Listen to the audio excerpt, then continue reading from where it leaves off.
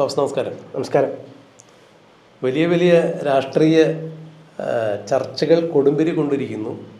ഒന്ന്, നമ്മുടെ മുസ്ലിം ലീഗിൻ്റെ പരമാധ്യക്ഷനായ സാദിഖ് അലി ശിഹാബ് തങ്ങളെ മാധ്യമങ്ങളെ കണ്ടപ്പോൾ UDF സർക്കാരുമായി ബന്ധപ്പെട്ട ചില ചോദ്യങ്ങളാണ് ചോദിച്ചത്. നിർണായകമായ ചോദ്യങ്ങൾ, നല്ല ചോദ്യങ്ങളാണ് ചോദിച്ചത്.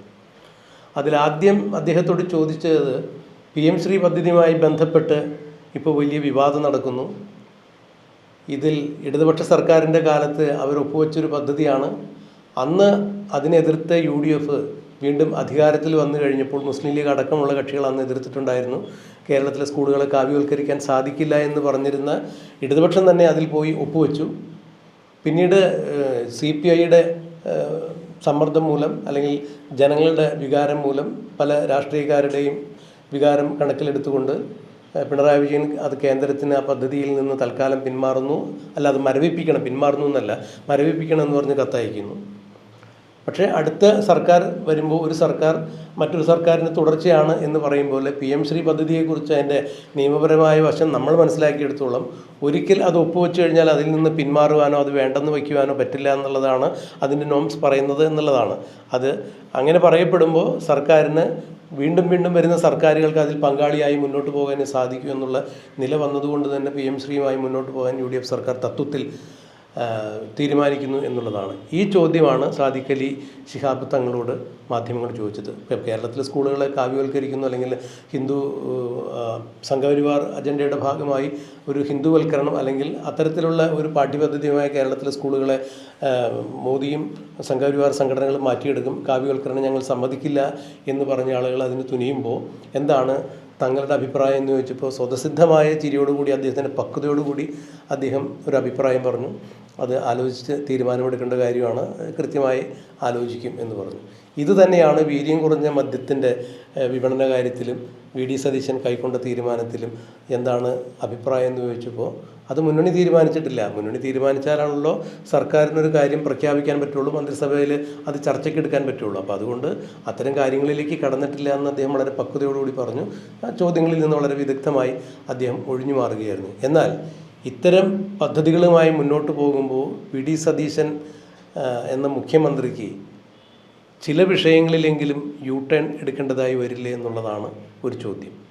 അതായത് PM ശ്രീ പോലുള്ള പദ്ധതി വളരെ ചർച്ച ചെയ്തൊരു കാര്യം മുസ്ലിം ലീഗ് പോലുള്ളൊരു ഘടകകക്ഷിക്കോ അല്ലെങ്കിൽ കേരളത്തിലെ മതനിരപേക്ഷ നിലപാടുകൾ പുലർത്തുന്ന ആളുകൾക്ക് ഒരിക്കലും അംഗീകരിക്കാൻ പറ്റാത്തൊരു പാഠ്യപദ്ധതി നാഷണൽ എഡ്യൂക്കേഷൻ പോളിസിയുടെ ഭാഗമായിട്ടുള്ളതാണെന്ന് പറയുമ്പോൾ പോലും അതിന് ദൂരവ്യാപകമായ ചില പ്രത്യാഘാതങ്ങളുണ്ടെന്ന് പറയുമ്പോൾ അതുമായി മുന്നോട്ട് പോകാൻ ഒരു കാരണവശാലും VD സതീശന് സാധിക്കില്ല എന്ന് പറഞ്ഞു കേൾക്കുന്നു. എങ്ങനെയാണ് പ്രവാസത്തിൻ്റെ വിലയിരുത്തുക? ഇതിൽ പ്രധാനപ്പെട്ട 3 വിഷയങ്ങളാണ് ഇതിൽ കിടക്കുന്നുള്ളത്. ഒന്ന് ഈ പറഞ്ഞ പോലെ പിന്നെ വീര്യം കുറഞ്ഞ മദ്യവുമായി ബന്ധപ്പെട്ട കാര്യം ഒന്നാമത്തെ കാര്യം, രണ്ടാമത്തെ കാര്യം PM ശ്രീൻ്റെ കാര്യം, മൂന്നാമത്തെ കാര്യം പ്രധാനമന്ത്രി ആവാസ് യോജനയുമായി ബന്ധപ്പെട്ട ആ എംബ്ലം, അത് ഇപ്പോൾ പ്രധാനപ്പെട്ട ലോഗോ, ഇത് 3ആണ് പ്രധാനപ്പെട്ട ചർച്ചാ വിഷയത്തിൽ ഇവിടെ കിടക്കുന്നത്. ഇപ്പോൾ പാണക്കാട് മുമ്പിലുള്ള ഏറ്റവും വലിയ വിഷയം അതാണ്. അതിലിപ്പം എനിക്ക് തോന്നുന്നു ബാക്കി 2 കാര്യങ്ങളും ഈ പറഞ്ഞ പോലെ തടി ഊരാവുന്ന ഒന്ന് തന്നെയാണ്. മൂന്നാമത്തെ കാര്യം, അതായത് വീര്യം കുറഞ്ഞ മദ്യം, അതായിരിക്കും ഒരു പക്ഷേ ലീഗിനെ ഏറ്റവും കൂടുതൽ ബാധിക്കുന്ന ഒരു കാര്യം. നമുക്ക് ആദ്യം ആ കാര്യം തന്നെ ചർച്ച ചെയ്യാം. ഇപ്പോൾ ലീഗിനെ സംബന്ധിച്ചിടത്തോളം പ്രത്യേകിച്ച് മുസ്ലിം ലീഗ് എന്ന് പറയുമ്പോൾ നല്ലൊരു ശതമാനം മലബാറിലാണ് ഉള്ളത്.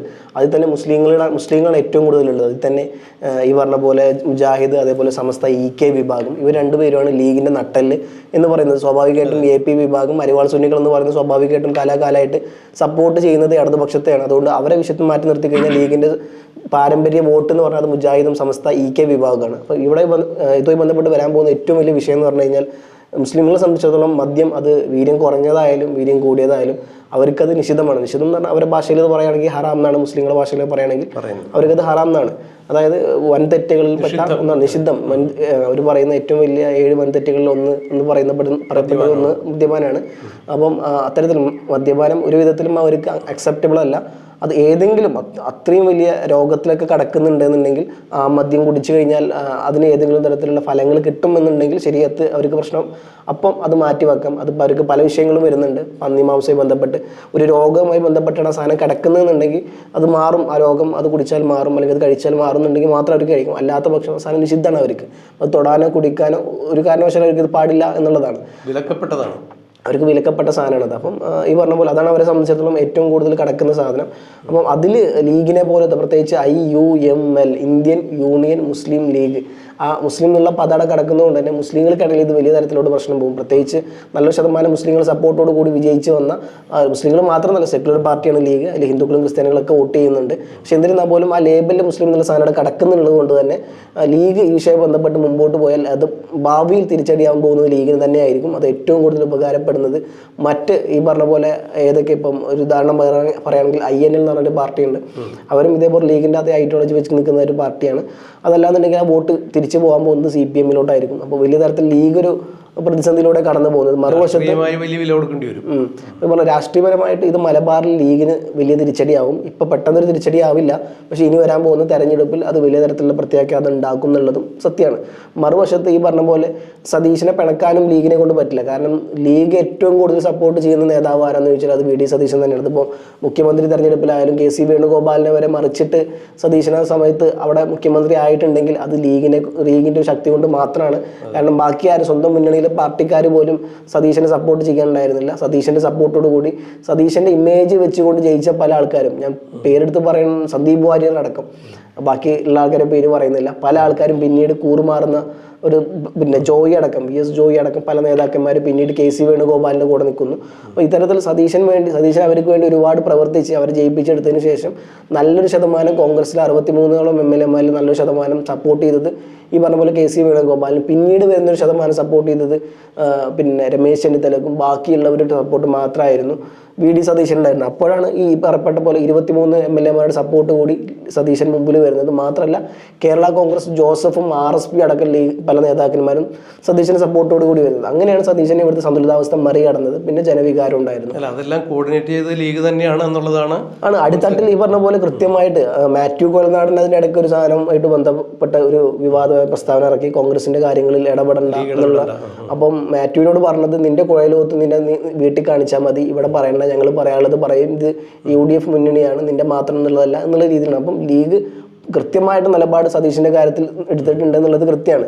അപ്പം ആ സതീശൻ തന്നെ ഇത്തരത്തിലുള്ള ഒരു സാധനം കൊണ്ടുവരുമ്പോൾ ലീഗ് എന്ത് നിലനിൽക്കുന്നില്ല, ഒരു എന്താ പറയുക ത്രിശങ്കുവിലാണ് ലീഗ് എന്ത് ചെയ്യണം എന്നുള്ളത്. ഇപ്പം മതിരിച്ചിട്ട് തുപ്പാനും വയ്യ, കഴിച്ചിട്ട് ഇറക്കാനും വയ്യ എന്നുള്ള അവസ്ഥയിലാണ് ലീഗ് നിൽക്കുന്നത്. കാരണം സതീശനെ പിണക്കാനും വയ്യ, എന്നും സ്വന്തം വോട്ട് കളയാനും വയ്യ.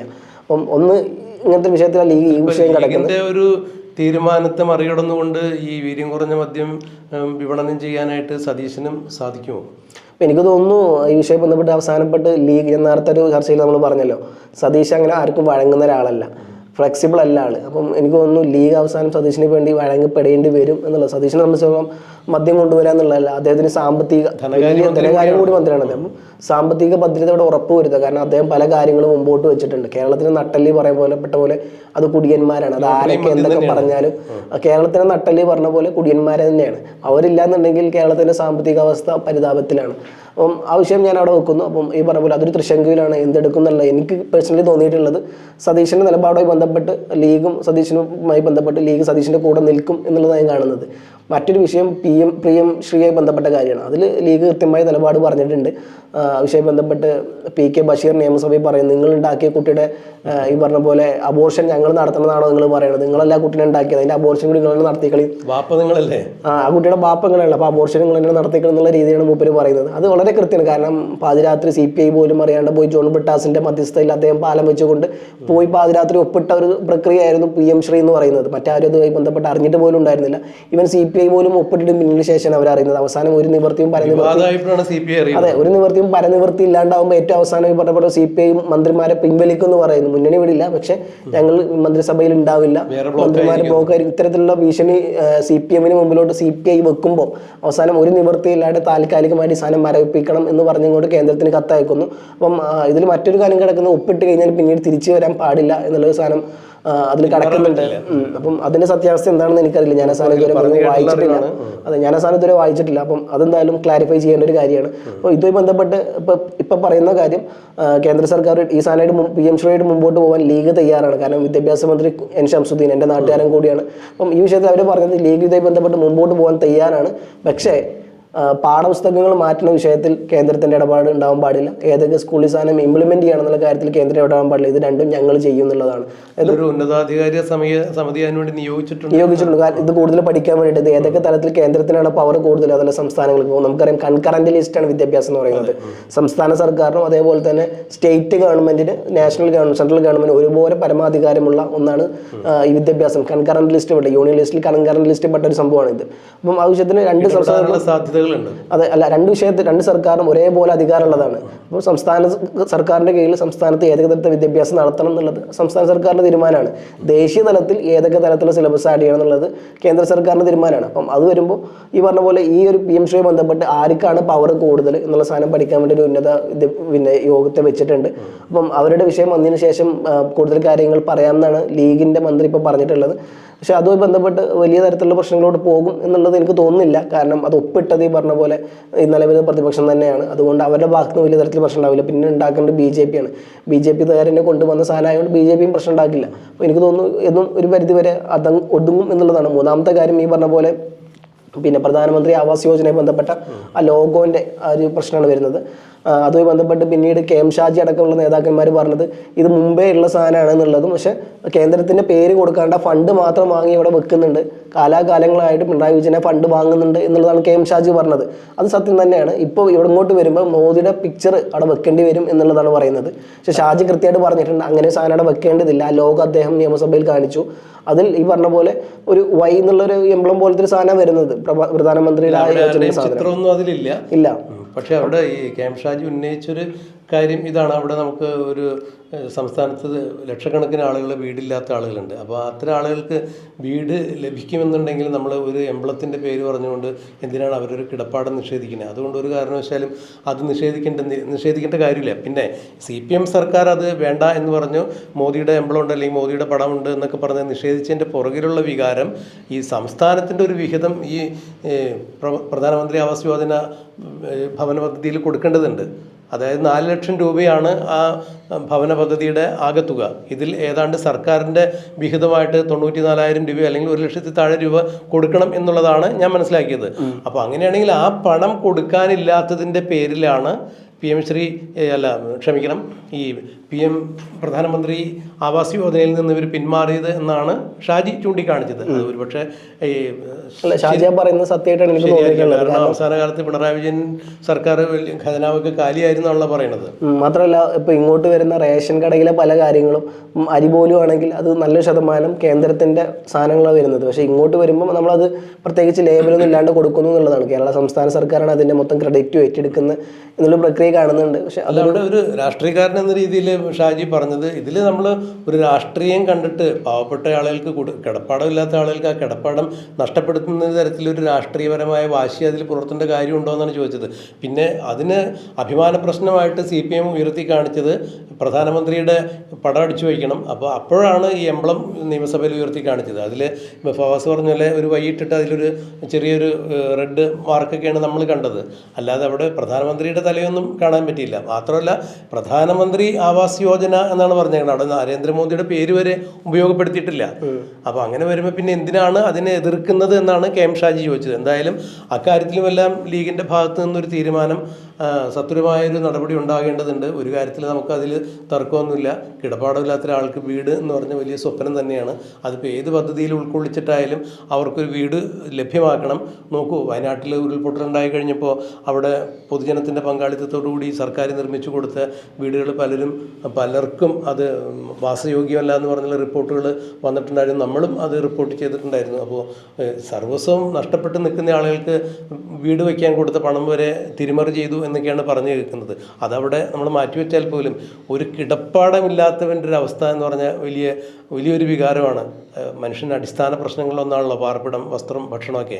അപ്പോൾ ഇതിന് വേണ്ടിയിട്ട് നമ്മളവിടെ രാഷ്ട്രീയം മറക്കണം. രാഷ്ട്രീയത്തിൻ്റെ ശത്രുതാ മനോഭാവം, വിരുദ്ധ രാഷ്ട്രീയമാണ് എന്ന് കണക്കാക്കിയിട്ട് പ്രധാനമന്ത്രി ആവാസ് യോജനയുമായി സഹകരിച്ച് പോകാതിരിക്കുന്നതിൻ്റെ കാര്യമില്ല എന്ന് KM ഷാജി ചൂണ്ടിക്കാണിക്കുമ്പോൾ അത്തരത്തിൽ അത് തത്വത്തിൽ നമുക്ക് അംഗീകരിക്കാവുന്ന കാര്യം തന്നെയാണ്. കിടപ്പാടം എല്ലാവർക്കും ആവശ്യമാണ്. അതിനുള്ള നീതിയുക്തമായ തീരുമാനം എടുക്കട്ടെ എന്ന് മാത്രമേ ഇക്കാര്യത്തിൽ പറയാൻ പറ്റുള്ളൂ. ബാക്കി ഈ തർക്കമുള്ള വിഷയങ്ങളിലൊക്കെ ആലോചിച്ച് തീരുമാനം ഉണ്ടാവട്ടെ. എന്തായാലും ഈ വിഷയത്തിൽ എനിക്ക് തോന്നുന്നില്ല PM ശ്രീ ബന്ധപ്പെട്ട കാര്യത്തിൽ ലീഗിനെ വല്ലാണ്ട് എഫക്റ്റ് ചെയ്യുന്ന ഒരു കാര്യമല്ല. ഫ്യൂച്ചറിൽ ഭാവിയിൽ ഒരിക്കലും ലീഗിനെ അത് എഫക്റ്റ് ചെയ്യില്ല. രണ്ടാമത്തെ കാര്യം, ഈ പ്രധാനമന്ത്രി ജൻവാസ് യോജനയുമായി ബന്ധപ്പെട്ട കാര്യത്തിൽ ലീഗിനെ ബന്ധപ്പെട്ട കാര്യമില്ല. പക്ഷേ മൂന്നാമത്തെ കാര്യം, മദ്യവുമായി ബന്ധപ്പെട്ട കാര്യം, അത് ലീഗിനെ ഭാവിയിൽ വലിയ തരത്തിൽ ഉണ്ടാക്കുന്നൊരു പ്രശ്നം തന്നെയായിരിക്കും. അതുകൊണ്ടായിരിക്കും ഇപ്പോൾ അവർ UDF നിലപാടെടുത്തതിന് ശേഷം പറയാം എന്ന് പറയുന്നത്. എനിക്ക് തോന്നുന്നില്ല സതീശൻ ഈ വിഷയത്തിൽ U-ടേൺ എടുക്കും എന്നുള്ളത് പേഴ്സണലി എനിക്ക് തോന്നുന്നില്ല. പക്ഷേ മുന്നണിക്കുള്ളിൽ കാര്യങ്ങൾ ശക്തമാണ്. VM സുധീരനും പല കോൺഗ്രസ് നേതാക്കന്മാരും KC വേണുഗോപാൽ അടക്കമുള്ള ആൾക്കാർ അതിനെ എതിർത്ത് വരുന്നുണ്ട്. സതീശൻ എന്ത് നിലപാടെടുക്കും എന്നുള്ളത് രണ്ടാമത്തെ കാര്യം. മൂന്നാമത്തെ, ഈ പറഞ്ഞ പോലെ ലീഗ് വിഷയത്തിൽ എനിക്ക് തോന്നുന്നു കൃത്യമായി സതീശനെ സപ്പോർട്ട് ചെയ്യാൻ ചാൻസ്. പക്ഷേ അത് മറുവശത്ത് ലീഗ് ഈ പറഞ്ഞ പോലെ തൃശങ്കുവിലാണ്. നേരത്തെ നമ്മൾ പറഞ്ഞ അതേ വാക്ക് തന്നെ എടുക്കുന്നു. മതിരിച്ചിട്ട് തുപ്പാനും വയ്യ, കഴിച്ചിട്ട് ഇറക്കാനും വയ്യ എന്നുള്ള അതേ പ്രക്രിയയിലാണ് ഇപ്പോൾ ലീഗ് നിൽക്കുന്നത്. എന്തായാലും വരും ദിവസങ്ങൾ കാത്തിരുന്ന് കാണാം ഏതൊക്കെ വിഷയങ്ങൾ എങ്ങനെയൊക്കെയായിരിക്കും ലീഗിന് നിലപാടെടുക്കാൻ പോകുന്നത് എന്നുള്ളതും. ആ നിലപാടെടുക്കുന്നത് ലീഗിൻ്റെ അതിവിദൂരമല്ലാത്ത ഭാവിയിൽ ഏതൊക്കെ തരത്തിൽ നെഗറ്റീവായിട്ടാണോ അതല്ല പോസിറ്റീവായിട്ടാണോ ലീഗിനെ ഇത് ബാധിക്കുക എന്നുള്ള കാര്യങ്ങളും എന്തായാലും വരും ദിവസങ്ങൾ നമുക്ക് ചർച്ച ചെയ്യാം. കണ്ടറിയാം.